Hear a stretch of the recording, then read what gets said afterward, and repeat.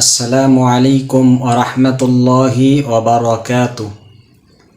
গাজীপুর কালিয়াকুর থেকে খলিল সাহেব জিজ্ঞেস করেছেন, হুজুর, দুনিয়াতে কি চর্মচক্ষু দ্বারা আল্লাহ তাআলার দিদার লাভ করা সম্ভব কিনা? বিষয়টি জানালে উপকৃত হতাম। মাশাআল্লাহ ভাই, অনেক সুন্দর একটি প্রশ্ন করেছেন। হামিদাও ওয়া মুসাল্লিয়াও ওয়া মুসাল্লিমা আম্মা বাদ। ভাইয়ের প্রশ্নের উত্তর হলো, দুনিয়াতে চর্মচক্ষু দ্বারা মানুষ আল্লাহ তাআলাকে দেখতে পাওয়া এটা সম্ভব না। অর্থাৎ দুনিয়াতেই মানুষ এই চর্মচক্ষু দিয়ে আল্লাহ তাআলার দিদার লাভ করবে, এটা কোনোভাবেই সম্ভব না। আল্লাহ রাব্বুল আলামিন সূরা আনআমের 103 নং আয়াতে স্পষ্টভাবে সেটি জানিয়ে দিয়েছেন।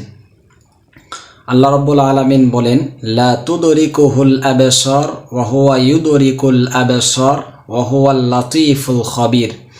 আল্লাহ রাব্বুল আলামিন এখানে জানিয়ে দিয়েছেন যে দুনিয়াতে কোনো মানুষ তার চর্মচক্ষু দ্বারা আমাকে দেখতে পাওয়া সম্ভব নয়।